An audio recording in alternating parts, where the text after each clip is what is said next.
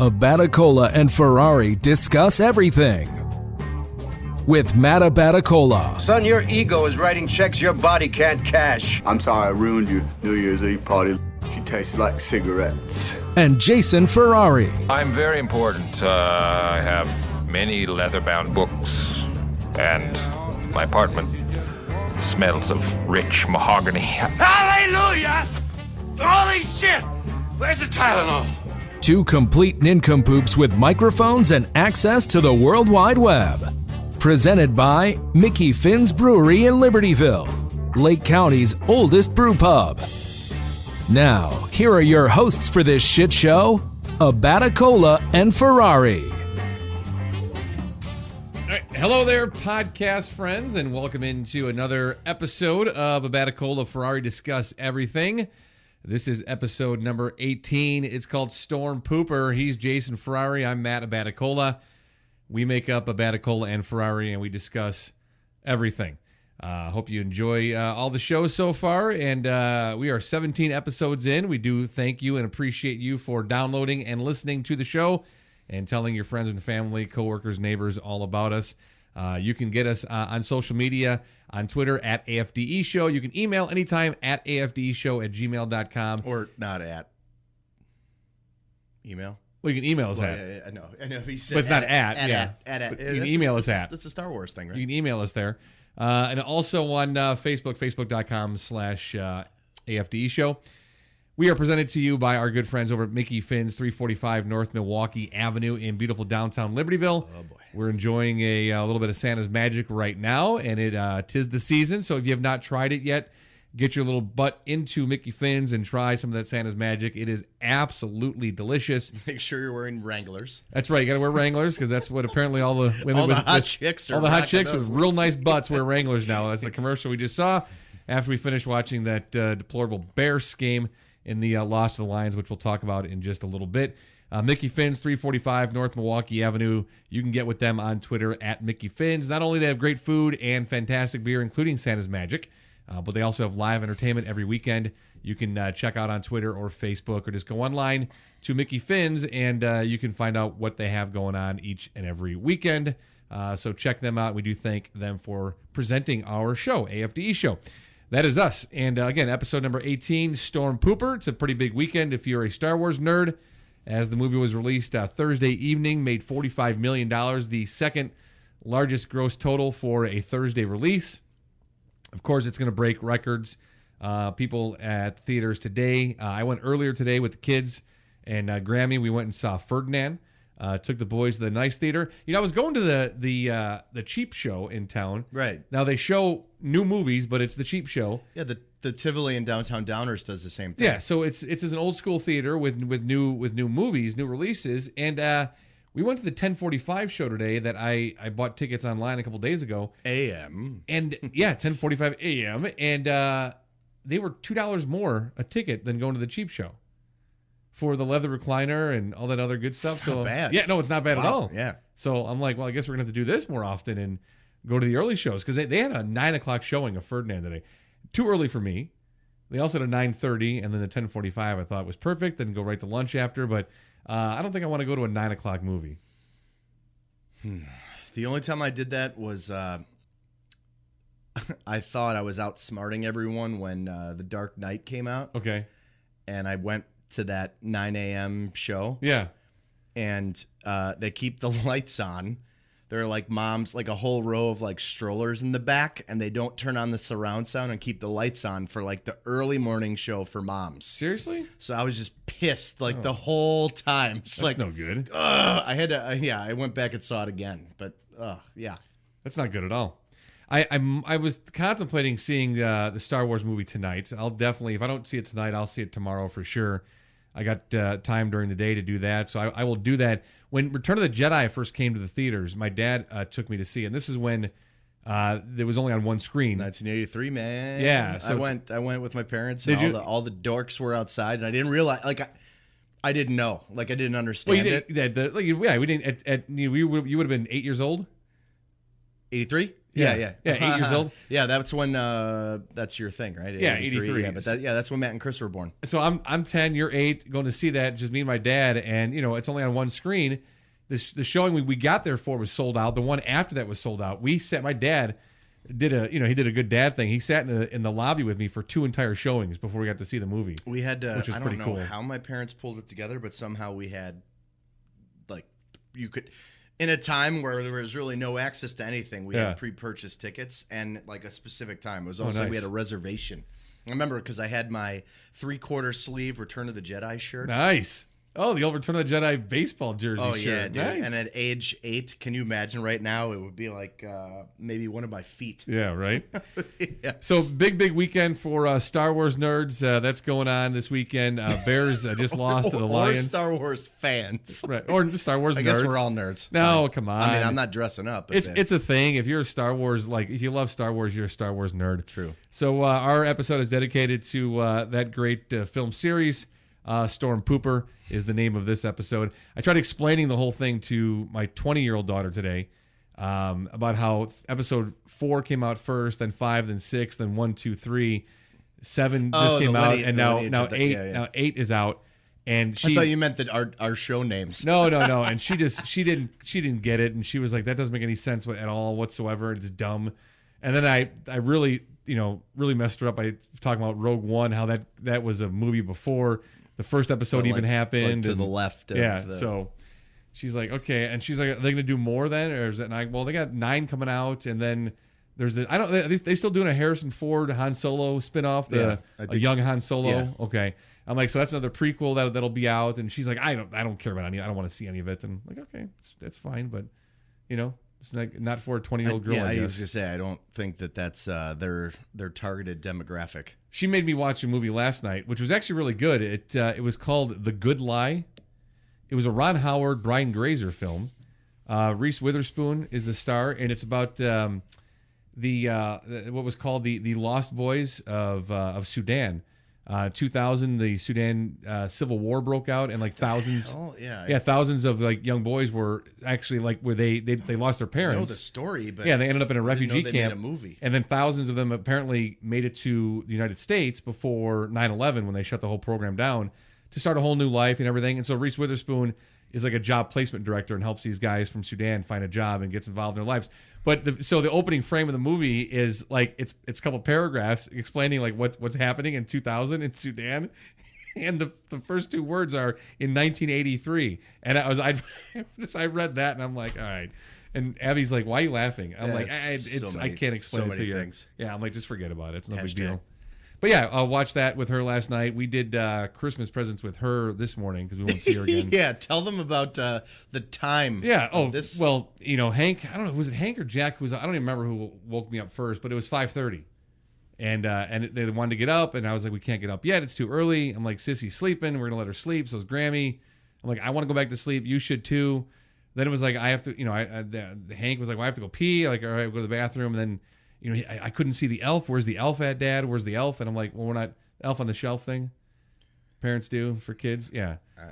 So it's this little stuffed elf thing. No, I know what it is. And then you do different things with I him. didn't know you were participating. Yeah, well, I have to because we did it for him last year or 2 years ago, whatever it was, and so now he expects it. So I went and bought one this year, and I put him inside the fridge today with a marker, and I made him write all over Grandma's eggs.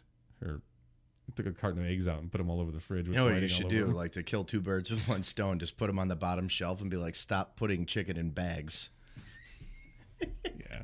Really, both people who open it. Right, and then stop blaming my Ziploc bags. Yeah, exactly. You've never heard of Ziploc? No, and then with an arrow to where the bowls are. Oh, you know what Grammy did this week? She, sushi and the wasabi, thought wasabi was avocado cream. Oh. Yeah. Yeah. Oh my God. Matthew, how am I supposed to know? I'm like, well, because everyone in the world eats sushi knows the big blob of green is wasabi. And you could smell it. You could smell that heat. Right. Or I don't even know if it's heat. The Whatever flavor, that is. Right. You know it's wasabi. That is just emanating from... like, if you've had an avocado, you know that's not like avocado cream. Yeah, Mama, this ain't guacamole. Right. So that's what she thought it was, eating sushi. But anyway, that's my mom's story for the week. So the boys were up at 5:30 wanting to do presents, and I eventually got I told him, I'm like, just lay in bed. You can watch your iPads, which I never do. Like right in the morning. I'm like, just sit here and occupy yourself. Mindless stuff while until Dad like sleeps. 6:20 or 6:15, 6:20. Abby came in the room and she's like, I'm up. I heard you guys. I'm like, okay, we can do this now. So that's what we did. So we did presents with her. So that was good. We've been on a streak, her and I, where we try to watch a good movie every time she comes over, and we actually 6 in a row now. Don't ask what they were. I don't remember, but I remember last night was The Good Lie. That's it. Yeah, but wasn't Kong one of them? Not good. No, that wasn't with her. That was with okay. That was with Grammy and Hank watched that a couple weeks ago. Okay, I was gonna say I call bullshit on that one. Yeah, no, I'd seen it. They hadn't seen it, so it came out free.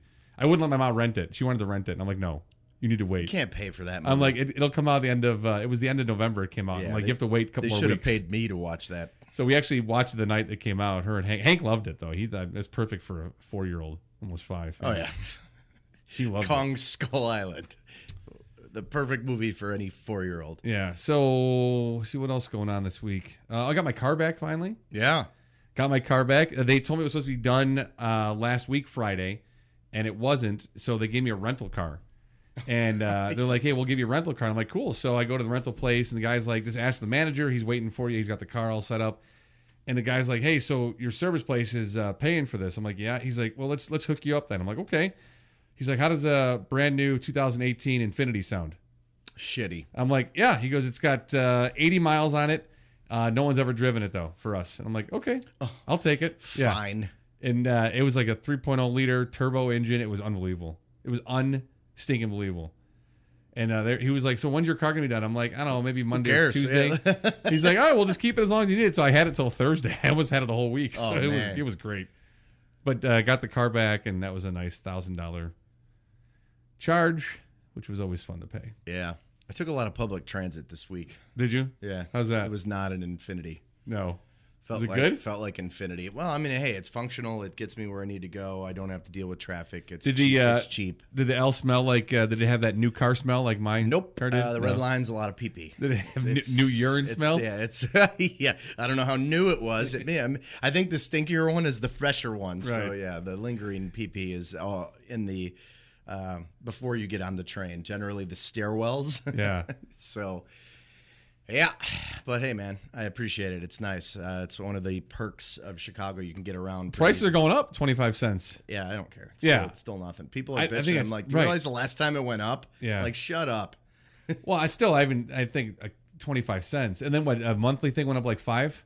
Yeah. That's not that big of a Right. deal when you're, It's still less than $100. right. And people, whenever Metro raised prices, and they did it a couple times, people would lose their minds. But they're the worst. Well, no, they're terrible, but it's like, what are you going to do? I mean, okay. No, I know, but I remember when I used to come from the burbs of a Yeah. city, and it was like, it was $74. Then all of a sudden it was $86. Yeah. Then it was $94. Like, okay. Well, people complain about it. I'm like, all right, start driving to work. You live in Worse, Libertyville, yeah. stop driving downtown then. Or, pay the $7 extra a month. Sorry. Yeah. Like big deal. You got to do it. True. So, yeah, so people are upset about that. Did you see what was going on? This story with the CTA workers? There was like a blue line parking lot, and CTA employees were parking in the bus lanes, these unused bus lanes, were just parking for free, leaving their cars, and they were throwing like those neon CTA vests like in the windshield, Oh, boy. so that they wouldn't get ticketed. And there was like 35 cars parked in these bus lanes, these unused bus lanes at a blue line stop. And one of the news stations in town, I think it was Channel 7, did like an investigative report, and they were out there interviewing these people as they're getting out of their cars. One guy, he was like, "Do you think it's fair that you get to park for free while other people are have to pay to park to ride the train?" The guy's like, he got CTA hat, CTA jacket, CTA shirt. He's like, "Yeah, it's probably not fair at all. It's probably not fair, but that's just how it is now." I though. work for the CTA and deal with it. Right. Well, now after the report, now CTA shut it down. They shut it down. They're making their employees pay for parking now, and they're like, our parking policies are every employee pays. Well, and, yeah, because Chicago needs money. Right. Oh, I saw this today in the news. The state of Illinois has more governmental bodies than any other state in the country, and by 2,000 more. Like the next biggest ones were California and Texas, and obviously by their 2,000? size, yeah, they had 2,000 more governmental agencies than the next biggest state behind them. Is that insane? Like, absolutely insane. Wait, you mean employees populating? We don't have 2,000 more agencies. No, yeah, governmental agencies. In the state of Illinois has the most governmental agencies that run the state. 2,000 more? 2,000 more. How many do we have in the state? Well, I don't know. I don't know what the total number was, but it was 2,000 more. And California and Texas were 2 and 3. Yeah. But the size-wise, Yeah, exactly. And they are a little different. massively larger states. Right. I was like, you've got to be. I mean, no wonder it was on Channel 7 this morning. I don't know who it was. It was Andy Shaw, old reporter. I guess he writes for Crane's Business now, and he had his report came out, and then I'm like, well, it just goes to show why the state's so screwed. Well, we need a sugar tax, and that went away. Well, thank God it went away. Yeah, and a Fatty McFatty but now we're replacing that with an additional liquor tax. Oh, is it really? Yeah, I guess because we need to support 2,000 additional agencies with a sugar Right, tax. that's what it is. That's what it is. Bastards. So, anyway, in our government too, out in D.C., I guess I was reading stuff today earlier that Trump is going to try to fire Robert Mueller, get that special counsel fired, which that should be a lot of fun to see all on play right before us. I guess a lot of Republican leaders were demanding that he either put up or shut up. It's like, okay, the guy can't get the time to do the investigation he wants to do. It's insane. It's really bad. I just feel like we're watching a reality show. It seems like that more and more every day. That's really real. Right, but every day I it just seems know. like it. Every day. To the point where I can't even, I have an opinion, but it's just very redundant. Yeah. So I don't even know what to say at this point. Yeah, I know. I don't know how this can go on. I mean, it hasn't even been a year yet. I know. It's been such a mess. But you know what? People on Twitter are telling me, hey, I need to shut up about Trump because the 401k is doing really well. Okay, cool then. That's here great. for this show. I did this today. Oh, you got a Dago tee on. Yeah, Nice. under my shirt. I actually, hey, for segment 2, I might just be wearing the Dago tee. The Dago tee. We'll see. We'll see how I'm feeling. All right. What about your week? How was it? Good. It's all Bad? right. Yeah. Today is my wife's birthday. Oh. So we got that. Oh, is that going why for it. she's out hanging? Yeah, that's why she's now nowhere near me. That's why she's nowhere around you. Right.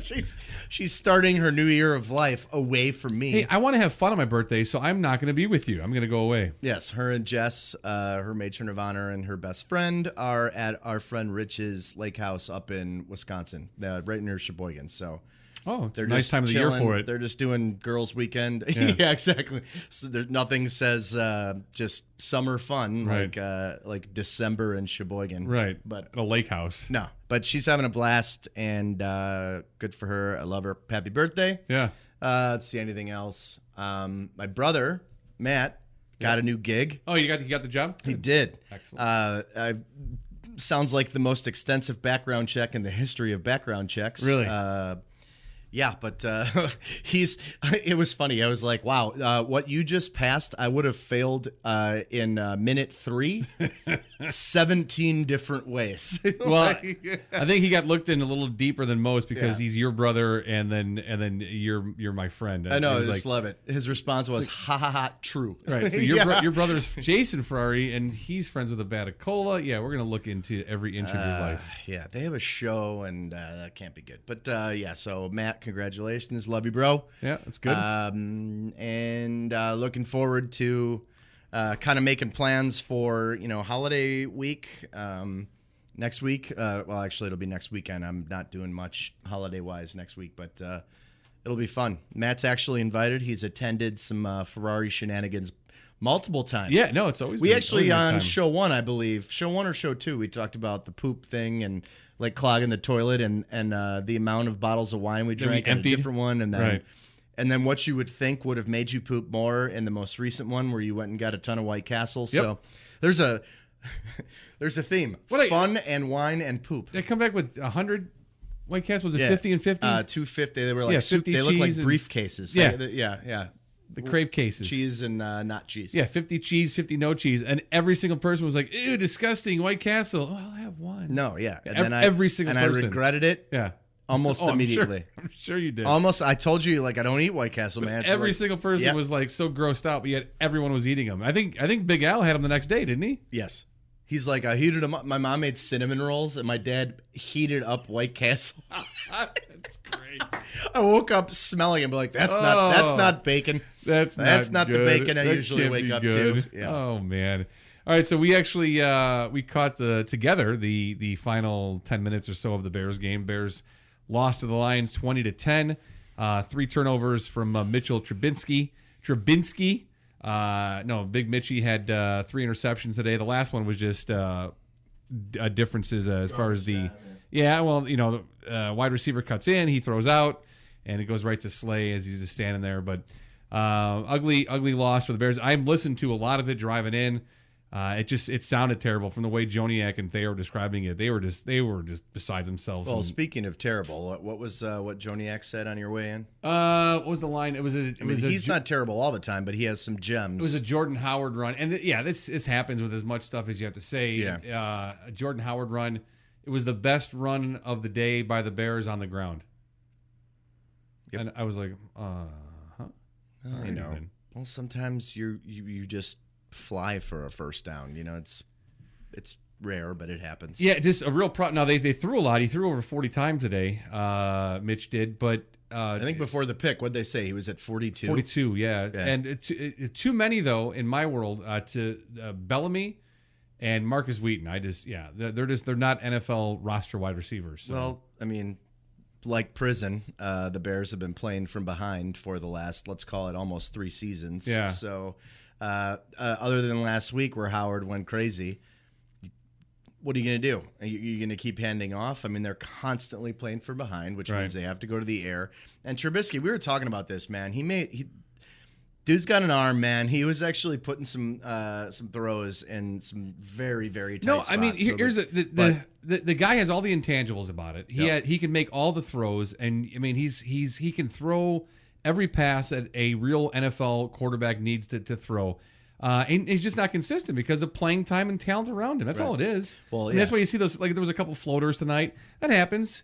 But that'll go away with consistency and with more talent. But at least they're around not picks. I mean, those floaters can generally, like bad plays can turn into worse plays. Right.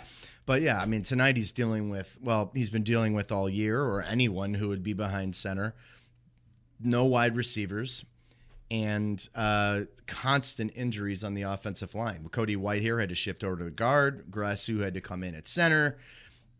Bradley Soul, like the guy who's been, I think we're his 6th team, had to come in because Tom Compton was carted off. Like, it's just, stuff just keeps piling on. I mean, these aren't even excuses anymore. It's just fact. I actually think you have a really good number 3 and number 4 wide receivers on the roster in Kendall Wright and Inman. Yeah, I think those guys. I think both of those guys should be re-signed. Yeah, they're actual NFL wide receivers. Agreed. I mean, they're run routes. They're not a 1 or a 2 to make catches, but they're actual real wide receivers, and you need those guys. Yeah, right. So I don't know, and I think you have Cohen, you have Howard. I think we have building blocks. We've got our QB, we have our starting running back, we have a complement back who can do everything. He can return kicks. I think Shaheen's going to be a good tight end, but I think we need another one with what happened to Zach, which sucks, but we're going to need another one. Right. I know we signed Sims to a sizable contract, but he hasn't really done much of anything until like the last week. Actually, is the only time I saw him. Was that a multi-year deal? I don't remember. It was like $10 million guaranteed. I mean, he's or something or other. Dude's got some potential. I don't know. I'm curious to see with whoever our new coach is, how they use these various weapons on the offensive side. So we'll see. But what really bums me out is like Long is pushing 30 and having injury issues, and you think that he's, that guy was kind of a cornerstone of like the new kids like coming on, and it sucks. Nice guy, like good player, and it's unfortunate, but I mean, like we need a lot more investment on the offensive line before anything's going to happen for anyone else. And I know that guys try to avoid surgery at all costs. If you can, you want your body to heal, and so I get the route he took going into this season, but to come back and try to play when you're not ready, not healthy for this particular season. I mean, if the Bears were on the fence as far as being a team to contend for a Super Bowl, then yeah, do whatever you can to get your ass on the field. And I get it's a different mentality, and guys don't ever want to sit out, and they always want to be out there, and that's part of well, what they feel like they're hurting their team. Right, hurting their team. Actually, in most cases, they are. They are, right. But not when you're playing at like 75% or less. Right. Then you actually end up hurting the team because then you're not there consistently, and then you're out. So I get it, but if you're not going to get surgery that's going to fix the issue, then you need at least the appropriate time. And getting into multiple car accidents week after week after week by playing football is not going to give your body... I'm glad they shelved him. Yeah, absolutely. It's only a matter of time. But I don't know. I think there are... I don't know if this is the first time in a while I've said, other than Jordan Howard last year, there are some encouraging pieces in place. And they're young. We have some young pieces in place. Well, I have two. The most important one being we have actually a have a franchise quarterback. There's actually a quarterback in town, which I mean, and we had Cutler, but that was a whole different story, different situation. But as far as drafting a guy that you could, if you get there again, and we talked about this last week, you need the right talent and the right coaching staff around this guy. Otherwise, it doesn't matter.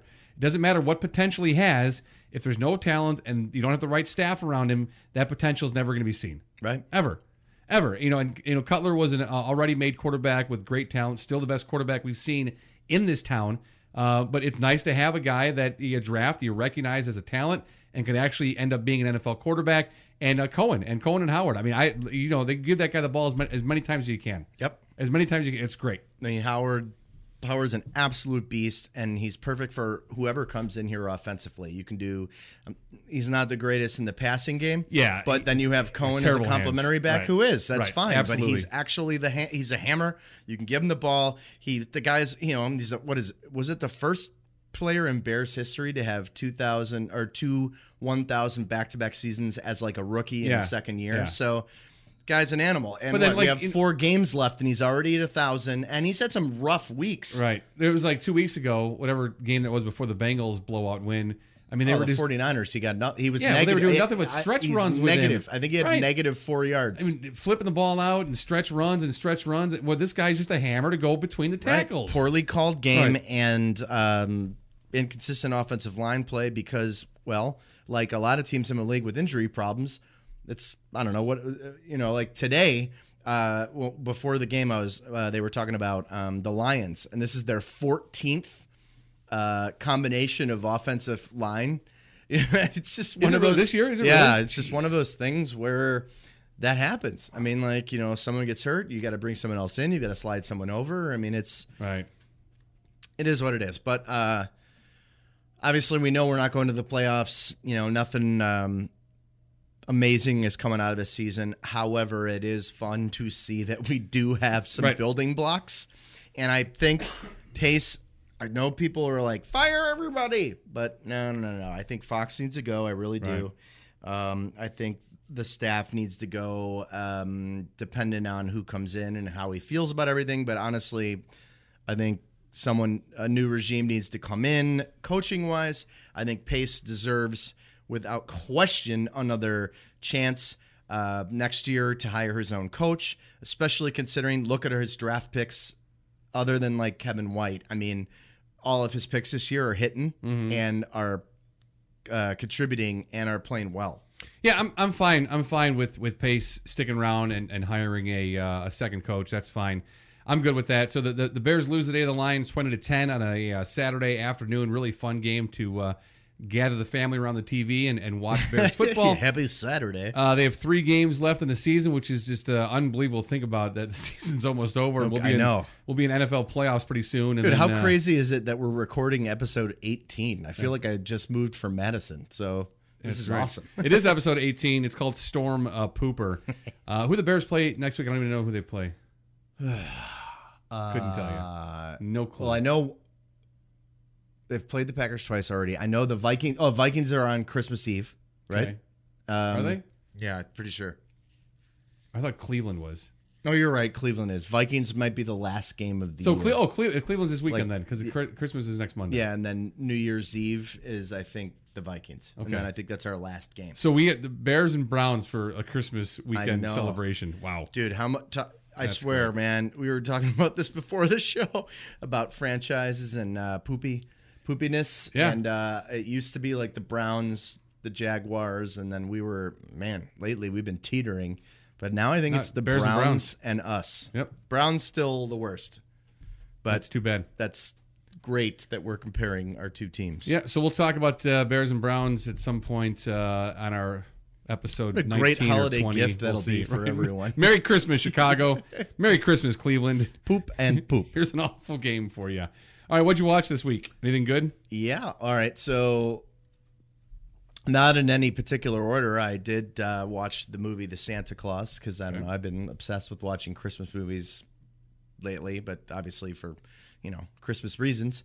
But I still refuse to watch any of the Hallmark or Lifetime or any of those crappers. As should you not watch. Santa Claus isn't bad though. Like Tim Allen's kind of fallen off the planet, but it's not a bad one. I did make the mistake of watching the second one, and then I fell asleep during the third one. They were just playing on Netflix, kind of the situation we talk about where are you still watching? Yeah. But I don't know. For some reason, they didn't ask because they just kept playing as I was sleeping. Rocky 3 I watched this week. Okay. I don't know why. I just kind I of like Rocky 3. was just feeling it, man. I just wanted to watch, Clubber Lang. And then this morning when I woke up, I watched Office Christmas Party, which I think is hysterical. I watched that last week. I hadn't seen it before and saw that it was available to watch. I thought it was seriously? Good. I didn't know you didn't watch it. Oh, man, No, I'd that's never funny. seen it. No, That is a fun. No, I did watch it last week for the first time. Okay. Yeah, it was great. I thought it was funny. I love Jason Bateman.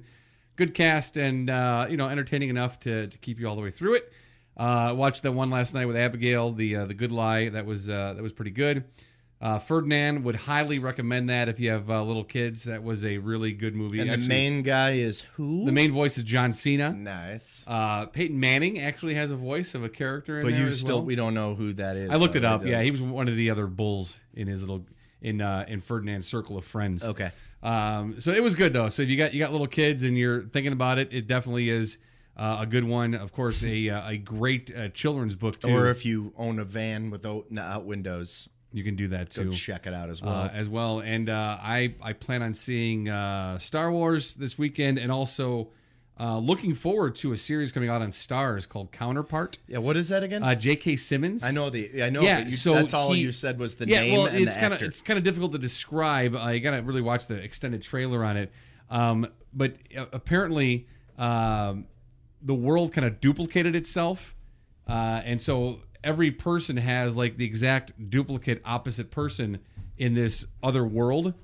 That the two worlds don't cross, but the exact same. So like you would exist in this other universe. Also, it's like a lot of shows, like at least initial premise of parallel universe. Yeah, kind of and so, thing. but then somehow the worlds come together, and J.K. Simmons meets his counterpart. Oh. Yeah, so it's really really cool. But he's like a nerdy office worker guy, and he like works somewhere, has no idea what he even does in his company. His counterpart is like this trained assassin killer. Like shit. Yeah, it's awesome. Looks Nice. really good. So looking forward. That comes out January 21st. So looking forward to that. So some good stuff we saw. Again, recommend Ferdinand to you if you got kids. My little guys loved it. They actually sat through the whole thing and weren't bored at all. So, which doesn't always happen. Well, yeah, that's a plus. All right, so we move into moderately paced fire questions. I went with my own this time, and I only have 4 too, because I couldn't think of a good fifth one. I found 2 on Google, and then I wrote 3 of my own. Okay, well, yeah, I wrote a few of my own, and I went with a sports route for you here. So my first question to you, Jason, is the best sports moment that you've ever have seen. I wasn't to make it where that you were tended to, but it was the best sports moment in your opinion. Best sports moment you've ever watched, witnessed. Going to a few games in the Bears 85 season, and then obviously watching what transpired, because I've never seen anything sports-wise like that again, other than, a lot of the Bulls stuff, which was super cool. But being a kid, but like playing and understanding football at that point, and then watching what happened, that was the coolest thing I've ever seen sports-wise in my whole life. Yeah, for me, it was Michael Jordan's first championship, that 91 championship. Was the best thing I've ever witnessed in watching a team play. Well, all right. I mean, both awesome, and both definitely good for us being similar in age. This is one that I Googled, but I thought it was interesting. What could you give a 40-minute presentation on without any preparation? A 40-minute presentation without any preparation at all. Easy. I could easily do like cooking stuff. I mean, I would obviously would need materials, but I wouldn't need any kind of prep time at all to make some stuff. I could also do a variety of cocktails, show people how to make cocktails. And I could give It's just 40 straight minutes of you putting Captain and Coke in a glass together. No, I could do a lot, and then if you really want to get into it, get technical and really seem like educated on something, I could give you a 40-minute presentation on the Bible.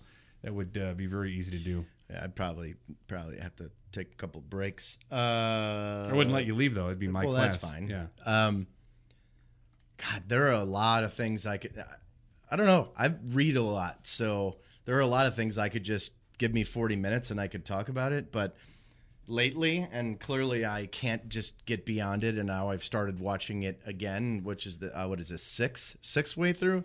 West Wing. West Wing? Just give me 40 minutes and I'll talk to you about West Wing. All right. Any game in history that you could go back into time and attend, actually be there to witness it? Which game would it be? Oh, you know what actually would be super cool, because my dad was there, the 1963 Bears Giants game. Championship. Yeah, just because it'd be cool to sit with him there. Like, that'd be super cool for me. Yeah, I don't. It was really hard to think of one. I would probably have to go back and I have to sit down with a pewter and go back through. But I would probably want to attend and be on the 18th green of one of Tiger's majors. Yeah, to see Tiger win a major. I think it'd be cool to see a lot of, a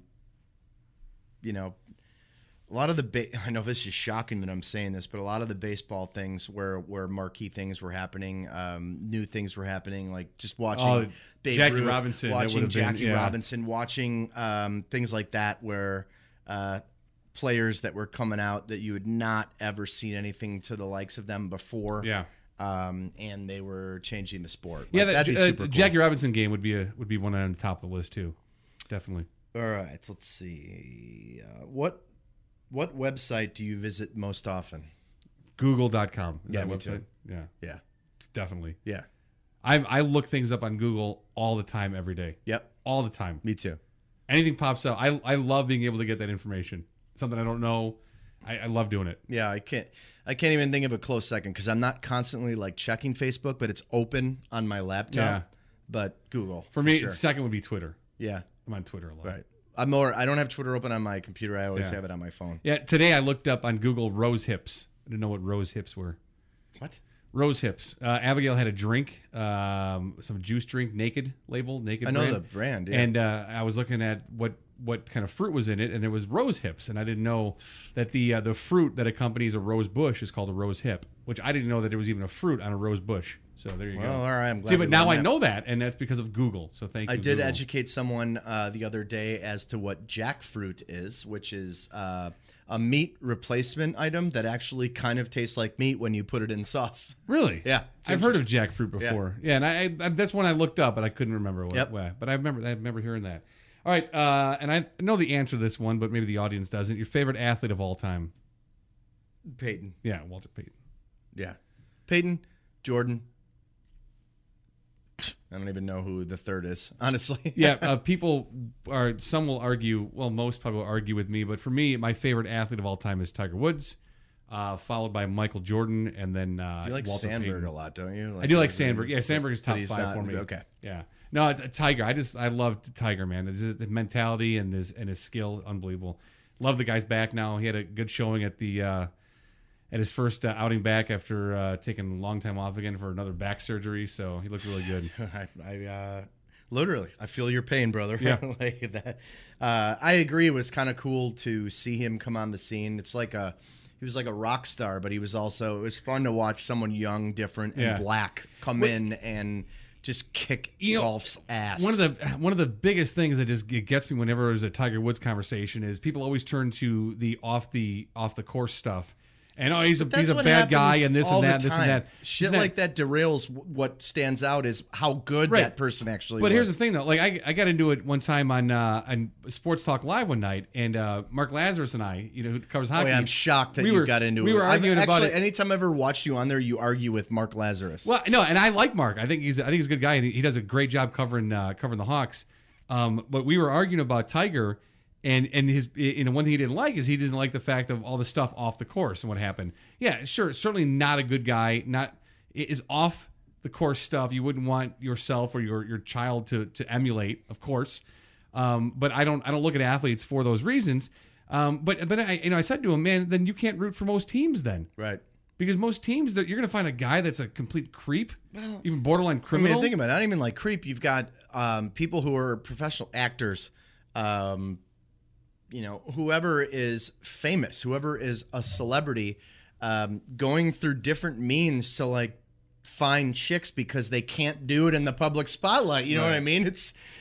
There are so many people who do worse things than what Tiger Woods did. Another thing I hated about the Tiger arguments was always they fell back onto Phil Mickelson. Oh, Phil's such a good guy. He's the anti-Tiger. He stayed with his wife while she had cancer.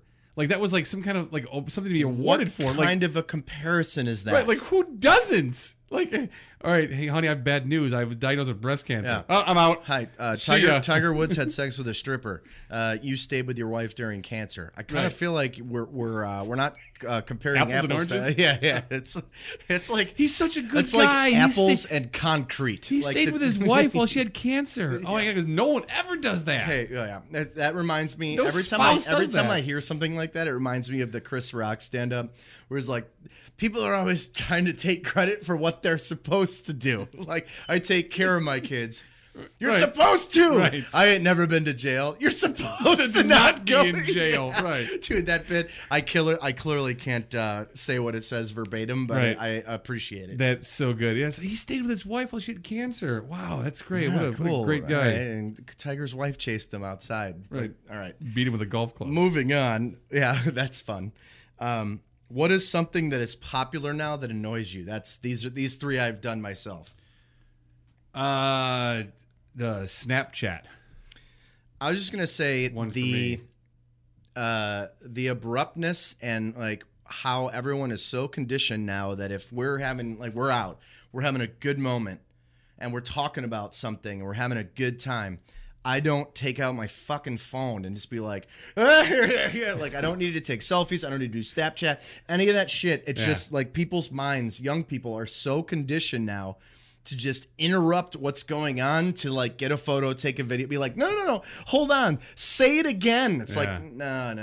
I don't know. I appreciate technology and how it advances, but there are bad things, and this is one of them. I'm not as heavily against picture taking as you are, but the Snapchat thing bothers me just because taking is not because selfies is different than picture bothers taking. me. That's because the weird faces people make, and then the filters, and you put stuff on yourself. Right, It's just and there's only so many times I can see your face is an elephant or a cat. Right. Come on. right. All right. You have a trunk coming off your face. Yeah, congratulations. If anything, you put a trunk somewhere else. Then it's fun.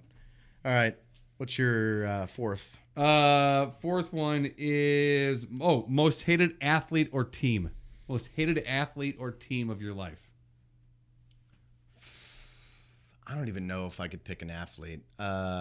Team. God, this is Vikings. Really? Fucking hate them. Okay. Interesting. But it's the Vikings and Ohio State are just fighting each other for suckage. Yeah, see, for me, there was never a deeper hate than for the 90s Knicks or Pistons. Yeah, no, the Pistons were... obviously a legit thing. Yeah, based on the rivalry. Yeah, and man, during those championship years and stuff with Jordan, I would be in a mood. I mean, it would last hours if the Bulls lost to the Pistons or to the Knicks. Hours. I would just be beside, like, you would not want to be around me. I'd be so angry. I absolutely hated all those teams. I agree. So I've shifted like hatred for teams just based on because I have zero hatred for the Packers. Zero. Me too. I never really have. I do not fall into that. Well, yeah, it was always more like it's the rivalry, but whatever. I just hated how we could never beat them. I just want the rivalry to be back to being a rivalry. I base it purely on fans. And the only time I've ever almost gotten into like a fight was due to like someone just being a moron, Vikings fans at Bears games. And then when I moved to Chicago, I had no opinion one way or the other about most college teams, especially anyone in the Big Ten, because I loved watching SEC ball. Ohio State fans are pretty much the worst fans I've ever met in my life. And that's when I started hating them. Like, otherwise, I have zero reason to hate them because I don't like someone as an opposite or as an alternative. But, oh, my God, they're such just douchebags. Yes, I've never hated the Packers. I've never hated the Vikings either. I actually have a good buddy of mine that I went to college with, a guy that I really like to respect quite a bit. He was a huge Vikings fan from Minnesota, so I always liked Minnesota, except of course when they play the Bears. It never really bothered me. I developed a hatred for Penn State because of the Joe Paterno stuff and how dumb people were about that. That was ridiculous. That you're trying to, just really minimize what that monster did to children because of Joe Paterno's time. Which is unfortunate, is because that reflects on the players. And as a program, I completely agree with you. But it's like these players didn't do anything, and I actually respect that. No. I just mean going through that. I mean, can you imagine players who are there, players who were recruited? Like, it's just I feel bad for the players. Yeah, no, I get you. No, that makes sense. I don't think I hate. Red Wings for a while when they were like mostly Team Russia and they were just you could never beat them. I hated them for a while. College football never really had a thing except for Penn State. The Detroit thing is. Yeah. That's ongoing. I think today I didn't care because I knew that the better team won. Do you have any tattoos? If not, would you get one? I do. I have one, and I plan on getting several more, actually. I have a lion head on my chest. I'm going to get, in February, Abigail wants to get one for her 21st birthday. I'm going to take her. I'm going to get my kids' names on the other side of my chest. I'm going to get one on my arm, my left arm, as a memorial for my brother. And I'm going to get a big cross on my right arm, and then I'm going to get something on my forearm as well. So I have four more planned. Giant tattoo agenda. Yep, sure do. Do you have it fleshed out what your memorial for your brother is going to be? Yeah, he had a favorite verse, which is Matthew 7:13-14, and it's about basically it just sums up that the easy way to get through life, that road and path in life is really big, and everyone goes that road. And the harder path in life to take is the narrow road, the narrow gate, the one less traveled. Pretty much. So I'm going to get that as a memorial to him. So it's about a gate and the narrow gate. So I'm going to get an actual tattoo of a gate, his name, and then that scripture. Cool, man. Yeah, so I'm going to do that. I love it. For me, I don't have any. Matt, Chris, and I, my brothers, have discussed getting one. Like Matt has several. I know. I remember the last one he got. He was hiding it. Yeah. Yep. Yes. Dying. I'm like, you married with kids. Yes. At Christmas, we'll see if another one surfaces. So funny. It was killing me. I wanted to call him out so bad too and just be a big dick, but I was like, I can't so do funny. that. Well, no, nothing says Christmas at our house like us mocking everyone else. So funny. I'm not sure if Chris has any. I don't know, but we've always talked about us getting something, the three of us. Yeah.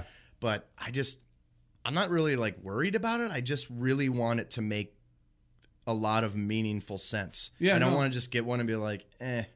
So I will get one with them at some point. That's good. Still at age 42 cannot come up with something that I think makes sense for all three of us. So yeah, when I do the kids' names in February, I ask them each what color they wanted me to do with their names. Oh, that's cool. Yeah, and Abby wants me to do pink, so I'm gonna get Abigail in pink on my chest. So why not? I know I am. No, and then Hank will be red and Jack will be blue. I was gonna say, or you can, because some of that's probably harder to read that stuff. You could do like black and then have the color around it, even though that's probably more pain. But yeah, I need when I do the names too. I'm gonna have my guy.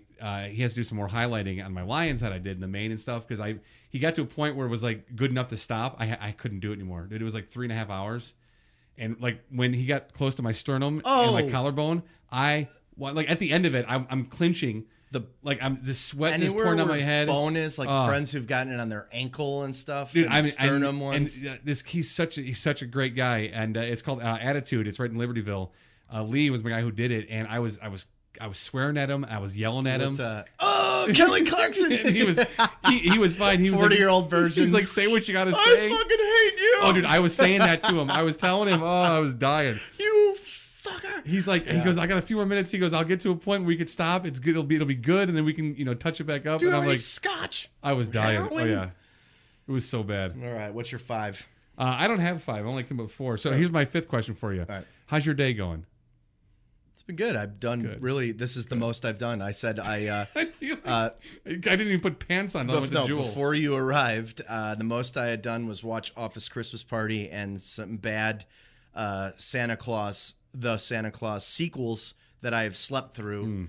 Then I went to Jewel and got some Svedka and some carbonated water. There you go. I wanted to change it up, and then Matt showed up with Santa's Magic, so we put the vodka on the shelf. Popped in Finn's real quick. Got a growler. The elf and the vodka are on the shelf together. So this is the most productive. And then I watched the Bears game and came in this room. All right, your 5th question. 5th question is, if you could create a custom hotel with any theme that you want, what would it be? And then what do you think you would make like the rooms look like? Ooh, that's a good question. I came up with this on the toilet, by the way. Did you really? Yes, I did. Wait, do you have an answer in mind? What would you do? I don't do that. Like, I don't think of it until we go live. Okay, well, answer it now while I think more. That's a good question. Because, the Star Wars nerd in me would be like a Star Wars hotel. Yeah, but that probably exists super somewhere, nerdy, right? I don't know. Maybe it doesn't. Look it up. I immediately thought of like an Elvis hotel, but then that would like get going annoying. To Graceland. Yeah, that would get annoying though after a while. I don't know. It's hard for me not to go to like movies or television shows. I think like The West Wing would be cool, but yeah, I know this is now a theme in our 5 questions, but no, I mean, I don't know, or fine, not even The West Wing, the show, The West Wing in general, like make a hotel that consists of the White House, so you can go and you can stay in the Lincoln bedroom, you can sleep in the Oval Office. Like, I feel like that'd be pretty cool. Could you think you could do like a hotel where each room is like themed after like one of the famous like movie slasher killer guys? That could be something, to do like a whole scary hotel like that kind of thing. Fuck, that'd be, I don't know. How do you sleep in there? Right. Whatever. No one said that the hotel like equals sleep. I don't know. There's a whole bunch of things I'd probably do. I mean, it's hard to now I'm thinking about it. You can't really turn movies into that. I don't know. I think the White House would be super cool. No, I think that's a good idea. But I think if you did like a specific movie, it would wear off pretty quick. Right. Maybe you'd have to change it up and have a lot of money. Unless it's something like Star Wars. Yeah. Like it's something where there are a ton of characters, there are a ton of locations. But yeah, that's all I got. Okay, that's good. That was moderately paced fire questions because we don't do rapid fire. Yeah, rapid sucks. All right, we'll take a brief time out. We'll freshen up the old beverages, and we'll come back to segment number 2. This is episode 18. It's called Storm Pooper. It's Batacola Ferrari. We discuss everything. We're brought to you by Mickey Finn's, 345 North Milwaukee Avenue in beautiful downtown Libertyville. Bear would like to stay at the White Horse. White House. White House. White House. Yeah, he'd like to stay in the Lincoln bedroom of the White House for the summer. Stuff like that. Sure, I think we can take care of some of that. All right, welcome back in, friends. This is segment 2 of episode 18, Storm Pooper. A Batacola Ferrari discuss everything. He's Ferrari, I'm a Batacola. We're brought to you by our good friends over at Mickey Finn's, 345 North Milwaukee Avenue in beautiful downtown Libertyville. We just refreshed our glasses full of delicious Santa's Magic, their holiday brew. It is out for a limited time. If you have not tried it yet, I can strongly encourage you to get over there and give yourself a try of Santa's Magic. It is delicious. Go pick up a growler, bring it to your holiday gathering for friends or family. It is really a delicious beer. A Belgium strong ale, 7%er. It's delicious. Very, very good. I know you're a big fan of it. Oh, man. Yeah, I love it.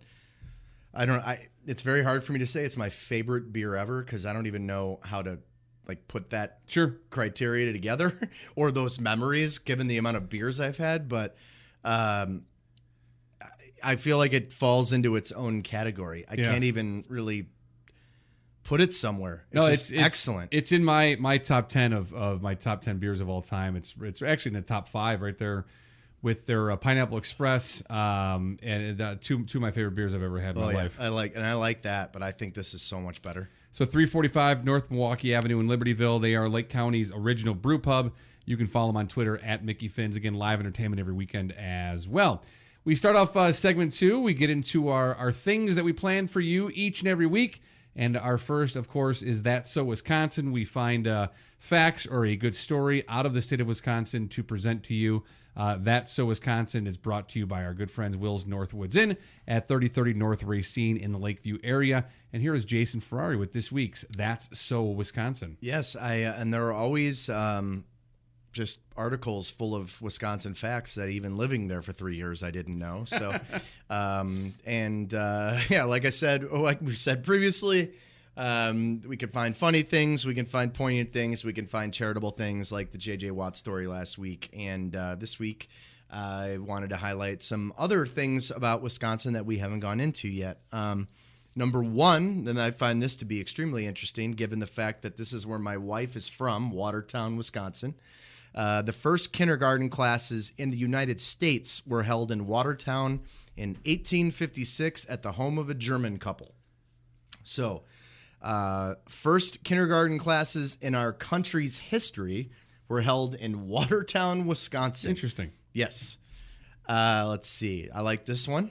The first ever ice cream sundae in an early class still... Wait. No, sorry. Yeah. So, oops, I read 2 sentences. The first ever ice cream sundae was served in Two Rivers, Wisconsin in 1881. Interesting. So these are two pretty marquee things in our country. Number 3, how cool is that, right? Yeah. I mean, it's not surprising, but, just to see the number. During the summer, the population of Door County reaches 10 times the number of year-round residents. 28,000 versus 250,000. I like number 4 right here. This is a good one. The term cheesehead. I actually read this in another thing and didn't bring it up because we were highlighting the funny things of this, but I like this one. The term cheesehead actually started as a term the German soldiers used to insult the Dutch during World War II. Damn Dutch. These days, the term is used in a bit more endearing way to describe cheese-loving Wisconsinites, but contrary to what people think, the first cheesehead was worn at a Brewers game, not a Packers game, and was a couch cushion with holes burned in the foam and painted yellow. Now, if I would appreciate the stupid cheesehead thing so much more if someone were rolling in with a couch cushion. but like the full actual like they didn't cut it down at all. But they had a whole couch it's cushion like on somehow their they have head. like a recliner on their head. Yeah, and I'm sure it was burned in the holes were burned in it with a cigarette too. Just showing up with a cigarette burned yellow cigarette ottoman, on it, just right. an ottoman Yeah, on your I like head. that. All right, let's see. We've already done celebrity things, so I'll skip down. Number 7. But look at number 6. This is interesting. This is an ingredient in some of your company's products.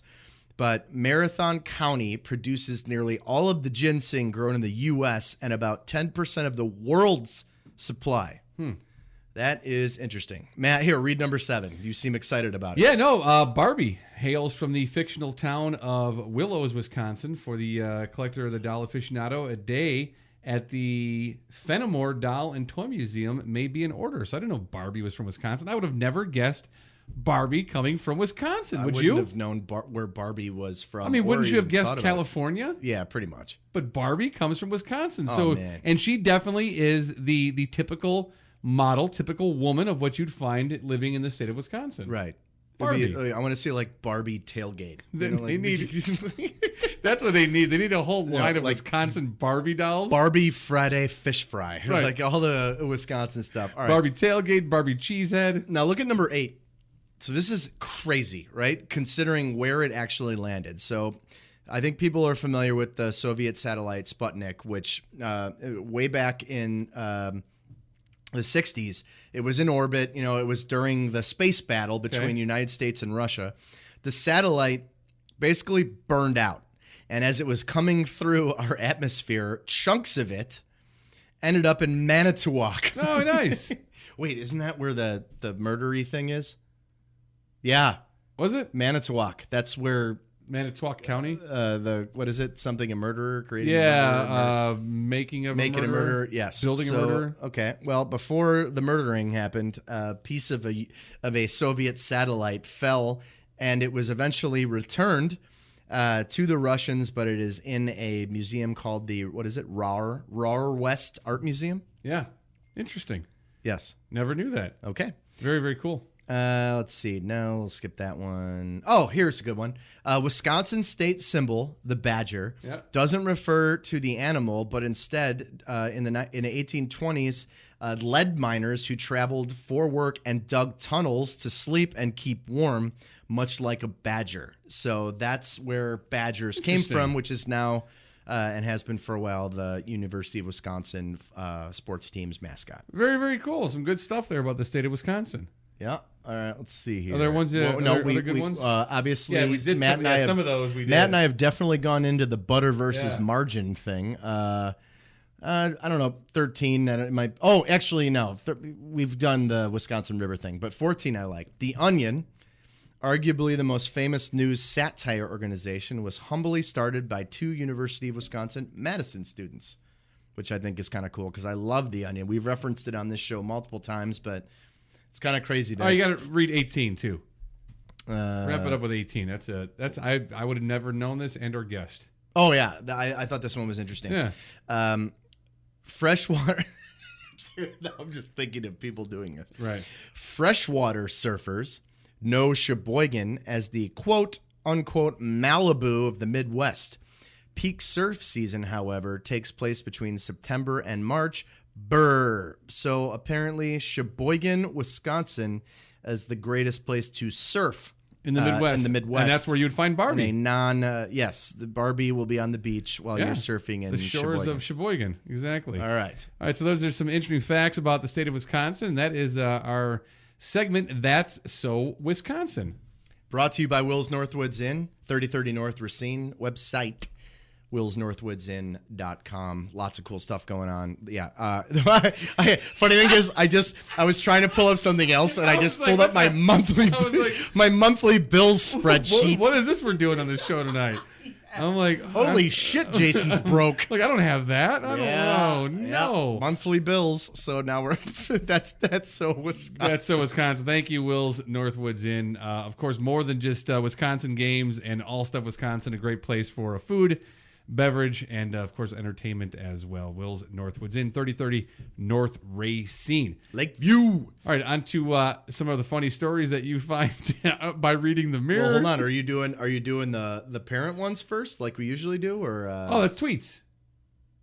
Oh yeah, it is. Yeah, here, go back to your list there. Yeah, no, I'm an idiot. Yeah, that's all right. No, yeah, the Santa's magic is magically working on your brain. Yeah. All right. So this is the segment now where you read from the Mirror. Yes. Yeah, pretty much. Yes. This segment is now sponsored to you by the Daily Mirror. Should be. Yeah, actually, but the last two shows there wasn't any Mirror stuff, so I was glad to. Well, you made up for it with this. They're making the headline here. Yeah. Headline of this article is: you can now get your boyfriend's face 3D printed on a sex toy this Christmas. Yeah, it's a good-looking young man right there. If you are comically inclined yet have absolutely no idea what to buy your partner for Christmas, there's a new toy that might do the trick. A company called wow, that's a show name too. Oh my god, it totally is. A company called Wobbling Willie, wow, has launched Dildskis, dildos, with 3D printed heads on the end. Oh man. Parentheses, the non-entry end. Wow. It's like a reverse Pez dispenser. Wow, the head can be yours, your face, or anyone's. I like that one. Or anyone's, actually. Think of all the fun you've missed out on. This is by no means the most heartfelt or earnest gift. Look at the face. That is great, man. Oh, my God. Wow. Yep. So we don't need to read more. That's So just to kind of give you an idea, it's just imagine like a little plastic, maybe 3-inch action figure with a giant. No, you know what it looks like? A bobblehead. It's about like a bobblehead with a way bigger bobblehead. Is, yeah. Which is, of course, why the it doesn't look like. Yeah. Wobbling Willie. Wow, that is. I don't even know what to say about that. I don't know. Well, moving on. Because he looks kind of like Zac Efron, and now I'm a little concerned. It totally does. High School Musical with a giant boner. Right. All right. Have you seen the previews for High School Musical, The Circus, coming out? It's called the Greatest Show on Earth. It's about Barnum, and when he first started the first circus, and Zac Efron's in it, and it's a musical too. But it has nothing to do with the High School Musical. No, but I'm like, what? I referred to it as High School Musical, The Circus. Yeah, and the people Abby in High was School like, I want to see it. Yeah, they didn't. The cast of High School Musical didn't actually just work out as they planned. So now they work at a circus. Right. All right. Wow. So if you want, you can get Zac Efron at the end of your girlfriend's toy. That's Wobbling Willie. Yeah, go ahead and look that up. All right. Well, I actually and it's always unintentional. Speaking honestly, of like when I do these things, I Wobbling find Willies. the ones that make me laugh the most. Yep. And this one's unintentional, but the headline is Santa looks extremely excited for Christmas in his 6-year-old's hilarious drawing. So you could Google probably 6-year-old hilarious drawing, or I can't say. It's metro.co.uk. Correct. But this young lady has drawn something that she says is Santa's list, his naughty or nice list, but it turns out it looks like a giant naughty part. Right. A shocked mom did a double take when her daughter handed her a drawing of Santa Claus holding a Christmas list. That's because the 6-year-old Mia hilariously made Father Christmas look extremely well endowed. Oh, Mia. Yeah, so it looks like Santa with just a massive wiener. Huge bone game. Yep. Wow. And you could tell it's European, but that's why I think they just are way more funny than us. I had to check with Mia, but apparently he's holding a list. That's not what I saw my first take. Dozens of the mom's friends commented on the post. Oh, yeah, here's my favorite. I love this. So look what her friend said. The mind of innocence. Okay. Oh, my God, hilarious. She's definitely your daughter. Another woman added, I wonder if Santa will visit my house. I love that one. Great. I wonder if Santa will visit my house. That's good. Wow. Oh, look at the last two. I expect a visit from Children's Services any minute now. Oh, yeah. Okay, that one. And then Lisa said it made me giggle, to say the least. Yeah. Wow. I shared it myself as I thought it would give people a laugh. Glad it's been seen by lots of people. To which the article ends, Mia is delighted so many people love her drawing. Right. Clearly she does not understand, which makes it better. Like it's complete when innocence. she gets older. Yeah. Oh, yeah. But right now, complete innocence, and apparently Santa's naughty or nice list is mostly, Santa's magic burp, naughty. Is mostly, yeah. Burpee. Large. All right. So our dorm criminal from this week, it brings us to St. Pete Beach. St. Pete Beach. Man, I found 3 articles about dumb people this week from Florida. This. They mostly come from Florida and Ohio. This is St. Pete Beach. A UPS driver is accused of delivering a box containing an iPhone X to a house in St. Pete Beach, only to return. To steal it? Only to return. There we go. 2 hours later, court's documents say to steal the package. According to an arrest affidavit from Pinellas County, UPS driver Jason C. Moan delivered the package at 5:37 p.m. on Tuesday. Security cameras at the home recorded a man in a UPS uniform placing a package in a box at the doorstep, ringing the doorbell, then walking away. Those same security cameras caught a man walking up to the house at 7:45 p.m., taking a box from the doorstep, putting it under his hooded sweatshirt, then running away.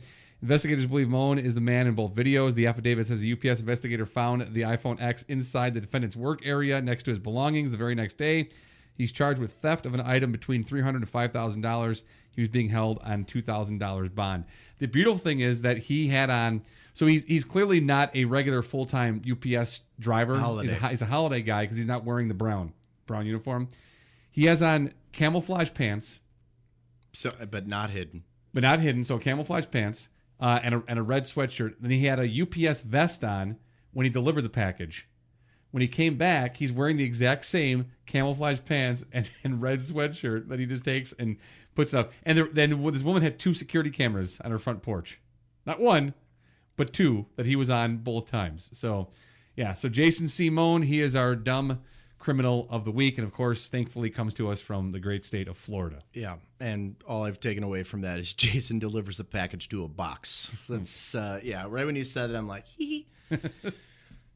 All right, which leads us now into this week's edition of Dumb Apps with Jason Ferrari. Okay. App number 1 is called Happy Poo Flap. No. Yep. So you tap on the screen. You made this up. To make your poo avatar fly, and I swear to God, I've not written this myself, to fly and spew out little brown chunks. Okay. So, Happy Poo Flap. You just tap on the screen and make a picture of, well, because I'm assuming it's not a picture of your poo, which could be more interesting, but poo avatar, fly and spew out little brown chunks. All righty then. Okay. This next one, we actually definitely, early on in our recording, so it might have been episode 2 or 3 when we started kind of doing this, just because we found them accidentally. There was one about an app that could tell you what your baby's cry meant, if I remember correctly. Yep. Yes. So this one takes it a step further, and it's called Crybaby Battle. So the title makes me a little sad, but when a baby or child starts their... Oh, God, I hate this word so much. When a baby or child starts their epic tantrum, you can pull out your phone and battle them in a test of Supreme Crying Commander. The app offers a number of different types of baby cries and screams, different volumes, and can also loop a villainous laugh over and over and over again. Yeah, that's it. Wow. There was a photo on the screen when I found this that was like of someone holding up their phone and doing this on an airplane. Like, I feel like the baby crying on an airplane is already just to the point where I want to figure out how I can jump out and land where I want to go successfully. But if someone reciprocates it with an equally annoying cry, and okay, that's bad. That's but ridiculous. What the fuck? Like, what is the okay? So these are 2 of the dumbest apps. So do you do this? So do you, if a baby's crying, and then you play this thing that a baby's crying, is the villainous laugh over and over and over again your victory over the baby crying? Because otherwise, like, I feel like there's this devious, like, it doesn't really sum up what you're doing. So yes, Happy Poo Flap and Cry Baby Battle. Those are your dumb apps of the week. Wow. And they just keep getting dumber and dumber. When you think they can't get any dumber, they actually get dumber. They do. We'll take a brief time out. We'll come back in segment 3 of episode 18, Storm Pooper. We have the best tweets of the week from our Twitter handle, as well as what Huffington Post considers the funniest tweets from parents this week, this day in history, and also our inspirational story to wrap things up for you. Episode 18, Abaticola and Ferrari discuss everything Storm Pooper, and we're brought to you by our good friends over at Mickey Finn's, Lake County's oldest brew pub, 345 North Milwaukee Avenue. All right, welcome back into the program. It's episode 18. It's called Storm Pooper. It's Abaticola Ferrari discuss everything. Segment 3 for you. We're brought to you by Mickey Finn's, Lake County's original brew pub, 345 North Milwaukee Avenue in beautiful downtown Libertyville. And we start off with our best tweets of the week. And of course, I like to share with you because I don't think I can just keep these to myself. I need to share the humor. This is, of course, Huffington Post. And these are the funniest tweets from parents this week. These are the ones, Jason, that made the cut, that were the funniest tweets from parents this week. You know what we really need to look into? How do they aggregate this information? Like, who is there, like an intern just going? Well, here's what we're gonna do. When we get to a point when we start doing interviews on the show, we are going to get Hollis Miller, young lady here, who puts these together each week. Is she the one? I've never looked. I only listen. Is she the one who does it every week? Is that the name? Yeah. Well, so she writes the opening paragraph and then shares the tweets. Okay. I don't know if she picks these herself or if this happens to be. But that would be a good interview. I agree. Yeah, we're going to interview her and find out all the details because, of course, these are the funniest tweets from parents. And for anyone who's wondering, there is a landline that exists in our studio. Okay. I just don't have a cordless phone yet, of which is on my Christmas list. So how's that going to work? How is that going to work? Basically, how that's going to work is I want I want to use a landline because Better sound, we sure. can't count on cellular. Right. But so I got the landline, and before we moved here, remember I told you I did a bunch of research on things that we want to do. Yeah, Libsyn, our hosting site, being one of them. The other one is there is a website where you can do conference calls for free. Okay. But you can record them. So what I want to do is, we're going to have whoever our guest is call in while you and I are on landlines. So we have a clean line here. They're probably going to call in from a cell, but at the very least, we won't cut off. And we'll record it. On our end, we'll Perfect. record it, and then I can import it. So that's the plan. All right, so we'll get Hollis Miller on. We'll start doing interviews. That'll be fun, too, to do that. We'll look for that in 2018. All right, so our first one comes to us from at R_A_dadass. You heard this one last week. Parenthood is basically just turning off lights, handing out snacks, and telling smaller versions of yourself to clean up messes. This is from at Bluebone Babies. I don't know what it means. That's not a good handle. By far, my favorite part of cooking dinner for my kids is all the snacks I have to prepare and feed them to keep them occupied so that I can cook dinner. This is from at Dragging Feedies. I said feedies. You're not just. There aren't like 50, and you're picking some. These are just what I'm reading these in order. a row. Okay. Yes, I do not do. There is hey man, no editing. Dude. I don't know if you're like I'm gonna pick a few of these. Nope. I read them down the list as they're presented. So good. At Dragging Feedies. I said feedies. Yeah, feedies. Letting your kids help make dinner is a lot of things. Helpful isn't one of them. Remember, these are the funniest tweets of the week from Huffington Post. This is from at FabMommy29. Any mom that has to attend 2 Christmas concerts should be met at the door with wine.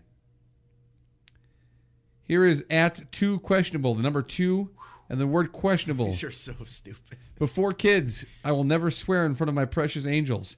After kids, WTF is this math homework?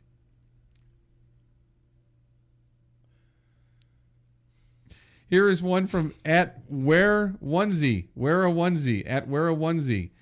90% of shopping with kids is spent apologizing to the people they walked into. Oh boy. I do a lot of shopping with my kids. I don't spend 90% of the time telling them to stop walking into people. So maybe your kids need glasses. Here's our last one. We'll wrap it up. Of some sort. Right. Maybe, tell your kids to stop being rude. Life skills. Right. Good. See, people don't walk into them, kid. And we're going to wrap it up each week because it seems like she makes the list every week. She is at 6_pack_mom. Six-pack mama. Six-pack mama. All Again, right. we don't know if she has a six-pack or if she just likes beer. Dual meaning. We love it. It's Stephanie Ortiz, and she is verified too, which is interesting. How many followers does it say? I have to look. All right, no, it's okay. It's okay. 6-year-old spotting tray of chicken wings. Wow, that's a lot of dead chickens.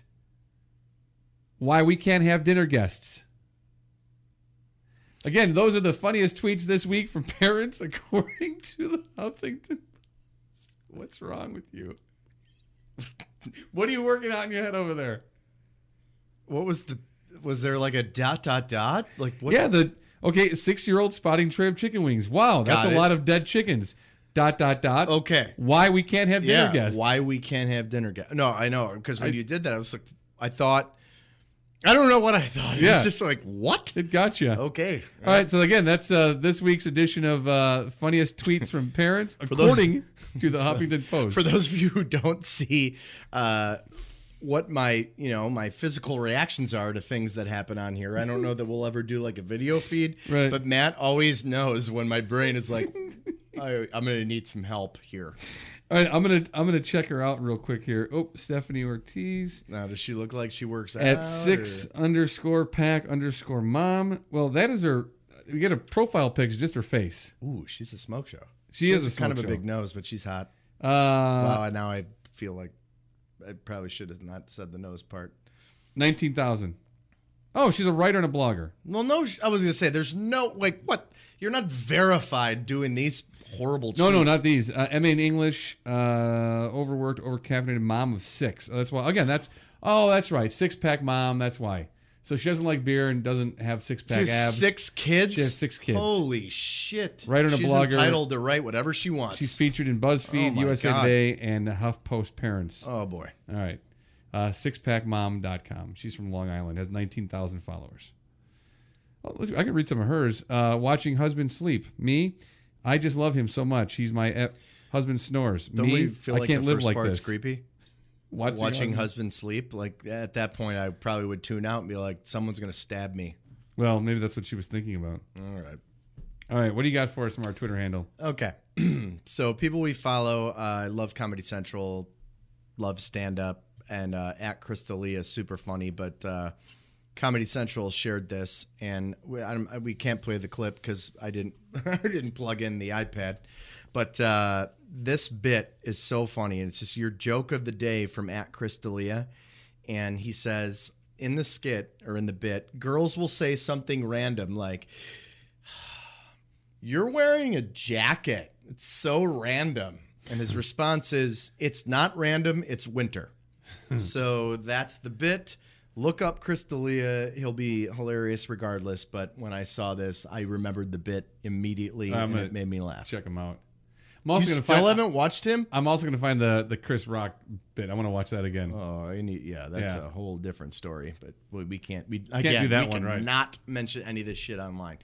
The next one is from, hey, shocker, the Daily Mirror. Right. We actually don't mention them on Twitter much. That's usually my funny stories. But they did an article called Tinder Goes Down as users looking for love report connection problems. Now, I read this whole article, and it's hysterical. Like, people went ape shit bananas. Because Tinder was down? Because it was down, and they, like, could not continue couldn't hook up that conversations. Again, like, just look at the Daily Mirror. You can find the article. But there was one guy that sticks out of my mind from reading this article that just said, "Oh, shit, now I need to leave the house." That's great. Yep. So Tinder devastating everybody by being down for, I believe it was 40 minutes. All right. This one, not, particularly amazing other than the fact that, Foo Fighters is my favorite band, and I just love that SNL said, when you remember that SNL is new tonight with Kevin Hart and Foo Fighters, and they're all hugging each other, and I know it's going to be good. Yeah, I know it's going to be good. Foo Fighters, those are your guys. I love Kevin Hart. I know. So the two of them, Yeah. I know the show's going to be good. I give it the watch tonight, I guess. So Matt's not sticking around tonight because, hey, we are recording on a Saturday evening. night. So I was wondering if he and I were going to drink some Santa's Magic and watch some SNL. He is going to be heading home. But at some point, sometime soon, we will have a Nat and I drink some shit, and he stays here. And maybe we record in the morning. We'll do it. We'll do it in January. We'll do it around my birthday. Yeah. All right. That sounds good. And we'll tell you then the odyssey that my wife is going on. Yes.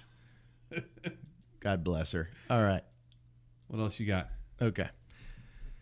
I thought this one is excellent. This is from it's at Sam J. Charles. At Sam J. Charles, and the tweet is, the urinals in the men's room at Chicago Police Headquarters have splash guards featuring the Green Bay Packers logo. Space, Bears fans, meatballery is boundless and kind of beautiful. Yeah, and Sam Charles, he's a writer, crime reporter for the Chicago Sun-Times. Exactly. Just so you know. So it makes this more right. hilarious. That's great. All right. That is great. I know. When I saw that, I'm like, oh, Matt's going to love Very this one. good. All right, and this one, we've mentioned him before. I love Adam Hogue. I don't know him very, very well. That's but great. thought this was super funny. His tweet was interesting Wi-Fi options at Ford Field. So he has selected an a connected screenshot with, of his phone. Lions Press. But the choose a network options are, what is it? C Menares, Ford Field Wi-Fi, One Pride, Shut the Fuck Up Mikey, and Verizon Wi-Fi That's access. great.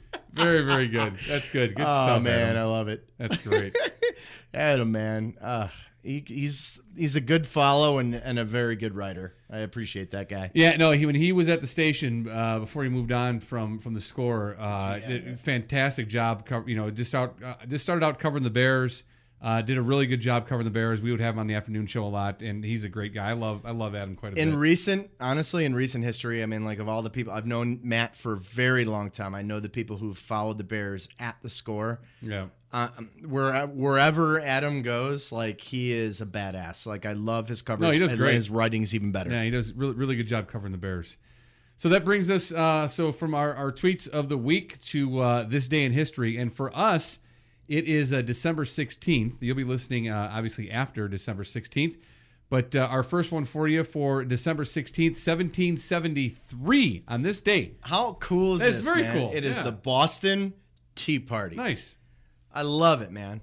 In Boston Harbor, a group of Massachusetts, for those of you who don't know what that means, it wasn't like a bunch of pretentious assholes hanging out and having, just having tea. In Boston Harbor, a group of Massachusetts colonists disguised as Mohawk Indians board 3 British tea ships and dumped 342 chests of tea into the harbor. That sentence probably sounds underwhelming in the grand scheme of things if you don't understand, but this was basically them saying kiss my ass to the English and the beginning of our revolt and what eventually is us being an independent nation. Yeah, the British Parliament, the Tea Act of 1773 was a bill designed to save the faltering East India Company, which is our only importer at that time, right, by greatly lowering its tea tax. And so, that was the massive protest there. 342 chests of tea dumped into the harbor, December 16th, 1773. Just think about how, just even that number, right? It's like some guys dressed as Indians go onto a boat and dump 342 things where you're like, eh. But at that time, that was probably all the tea. Right. Like it was probably everything that was It's not that like, we were actually importing. Keep in mind, it's not like boxes. Like today, it would be boxes of tea. I mean, well, chests. They're chests just of tea. They're just dumping like the little tea bags. There was 342 tea bags. Just throwing it frivolously. Right. Yeah. No, but that is jump in the harbor and drink it. Very significant thing in history. All right, moving on. December 16th, our second year. Love this. 1977. Saturday Night Fever turns Travolta into a movie star. Wow. Read that first sentence because it's badass. On this day in 1977, Saturday Night Fever, a movie that ignites the disco dance craze across America, along with the movie career of its star, John Travolta, opens in theaters. December 16th, 1977. Wow. Seriously. And that movie, I'm sure there are mixed opinions. I find it to be very amusing, but more in a comical sense. But it's absolutely. not a comedy. Yeah, but it's not a comedy. Not a good movie in my opinion, but entertaining to watch nonetheless. I was almost 5 when that came out. Also, do we know, or I know, do you know who one of our giant Hollywood stars was behind this movie? Giant Hollywood star behind Saturday Night Fever. I do not. Sylvester Stallone. Oh. This is his baby. All right. Well, before, or actually, let me think about it. Was Rocky 75? I think so. I think it was. So this was kind of his, he's kind of a silent guy, but I mean, Google Saturday Night Fever and Sylvester Stallone. Yeah. He's the guy. He's the guy behind this gem. So 19-year-old Tony Manero, who during the week toils in a Brooklyn hardware store, and then on the weekend dons a white suit and becomes king of the discotheque, called the 2001 Odyssey. Do you remember what he was at the hardware store in that movie? No, he was the paint shaker guy. He would mix the paint. Wow, I know way too much. All right, moving on. Our third significant happening here, December 16th, 1973. Also, this is something where it's unfortunate that things that happen after the fact taint a lot of things in our history. Yeah, but going back to our conversation earlier, it's you have to have the ability, I think, as a rational adult with a functioning brain, you need to filter. is to be able to filter and compartmentalize a person from their accomplishments, the character from their accomplishments. Well, that, and also, even in this instance, a timeline. Well, I mean, just to be able to recognize and the significance of what this guy did on this particular day and recognize that and give credit for that. And being able to take that away from the actual person he was and became and what he did. Right. So on this day, December 16th, 1973. O.J. Simpson rushes for a record 2,000 yards in a season, which was Dude, that's insane 1973. at that point. That's insane like, at that point. You don't do that. Nope. Oh, No. like if you're a younger person and you've never seen highlights, Google it, YouTube, and I'm sure there's a bunch of highlights you can see of O.J. Simpson. But rushes. That dude, he was unbelievable. And in most cases, like anyone who actually reaches the 2,000 mark, it's combined yards. This is rushing. Rushing yards, This right. guy ran for 2,000 yards in one season. And I'll do there this are too. players right now who are like at 800. Jordan Howard right now is at 1,000 with 3 games left in the season after they lost today. That's 1,000 more yards. Like, do people understand how insane that is? If you're younger and you like football, look up and find footage of O.J. Simpson. Oh my God! Also do that for Gale Sayers and also do that for Jim Brown. Yes. Do that if you've never seen those guys run. You've got to do that if you like football and you're a younger guy. Go ahead and do it. Yeah, and Walter, like they're and Barry, like God. I'd throw Barry Sanders in, right? Just those 5. Just watch the highlight reels, Right. and if Unbelievable. and that to me is offensive football. Actually, you could spend it's not even offensive. You'll spend hours just all of a sudden you realize an hour passed. Yep. And you've just been watching highlights of those guys run. Do that. Do yourself a favor and do that. So December 16th, 1973, O.J. Simpson rushes for a record 2,000 yards in a season. And that brings us to our inspirational story of the week. And that's how we wrap up. Want to walk away feeling good and sharing a good story with you. And so, Jay, the story in the headline today is... Janitor works at bank for 30 years, so coworkers surprise him with a puppy after his dog dies. Oh, that's nice. That's a nice thing to do. No, I know. There's the story. I can't see that far, as we know. I'm not really a seer. Yeah, because Floyd's Yorkshire Terrier had recently died of old age, the staff decided to pitch in and get him a new Yorkie puppy for his janitor's birthday. Over 3 decades, Floyd Green had been a custodial worker for a bank in Howard County, Texas. Became the staple of the workplace to his friends and coworkers. As he comes in, he sees a box for his birthday. Man clearly has no idea what's in store for him. He opens the gift and quickly closes it again in complete and utter shock. Confused, Floyd asks who the puppy is for. I'm getting tingles now. The group of staff workers can be heard assuring Floyd the new dog is for him. It's a she, his colleague says, and she's yours. His excitement is so visible as he takes his new puppy, complete with a gift, out of the box and gently holds her in his hands. Really, thank you, he exclaims. Mr. Floyd Green has been working with our bank for over 3 decades, and one of the employees who filmed the surprise. Our prosperity crew found out that his Yorkie died of old age. Our staff decided to all pitch in and get him a new one for his birthday. He's a sweet man. And the reason we look forward to Tuesdays and Fridays are the days that he comes in and works with us. Dude, it's so That's cool. good. I Super love nice. it. I love this story. Super nice. Makes me happy. Now, my only thing is, what if he didn't want another dog? Like, what if he was like, I'm done taking care of a dog? And I feel like they took a good gamble. It's a big risk. No, but it's a good gamble. No, that's a good game. That's nice. That's a good story. I like that. You know what? I wish, I know you're a huge dog guy. I wish I was more of a dog guy.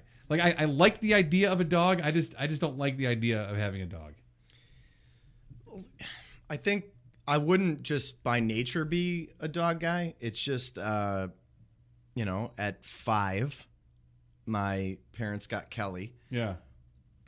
Which still to this day, I've never, my parents have good dogs, but never anyone like this dog. Yeah.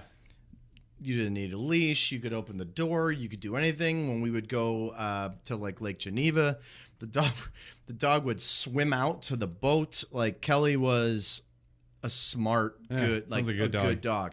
And what was she? What? What was she? She was who knows if it's completely factual, but she was a Shepherd Collie Labrador. That's what Kelly was. Cool. Pretty dog. My parents have like photos of her all over the den and stuff. But I mean, I was raised. I mean, formidable memories from 5 till now. Right, like I was raised with dogs. Yeah, see, I like the idea of a puppy German Shepherd. and raising and having my own. But it's like a man. But then dog. I agree. But that's like a giant ass dog. Like there's someone downstairs in our building who has one. I'm like, oh god, it's the size of a horse. Yeah, you've seen it. That dog has already It's- just outlived the size of the apartment, and it pulls them all over the street. That's Like a- every time I that's a come home, I horse. see it. Yep. Yeah. No, and the idea of But I having agree with you. like a puppy German Shepherd, I would love to have and just raise a puppy German Shepherd, and just a cool manly dog name, and have that be my guy. Steve. Yeah, right. Bob. Come here, Steve. Right. All right, so that wraps up episode 18. It's called Storm Pooper. We thank you for listening and continuing to download and support the show. We do appreciate our sponsor as well, Mickey Finn's. They are Lake County's original brew pub. Remember, Santa's Magic is out right now. You've got to give it a try. It is absolutely wonderful beer. They do have great food over at Finn's, as well as great people, live entertainment every weekend. Check them out on Twitter at Mickey Finn's. Also, a big thank you to Will's Northwoods Inn at 3030 North Racine. So thank you for being a part of episode 18. It's Storm Pooper. He's Ferrari. I'm Abaticola. We will see you next time for episode 19. If you haven't caught up on everything, make sure you do so. Get caught up. If you're starting with Storm Pooper, go back, and we have 17 other fantastic episodes. Way back. for Yeah, you let's to, go. to Let's listen go. to. We'll talk to you next time, and depending on when we record next, maybe have a great Christmas. Let's If hope not, it's we'll before then, see but you. if But not, have a great holiday. we'll talk to you at some points here, and looking forward to doing interviews in 2018. And happy birthday to my beautiful wife. That's right. Happy birthday, Trish. For Jason, I'm Abaticola. This is Abaticola Ferrari. Discuss everything. Episode 18, Storm Pooper in the books.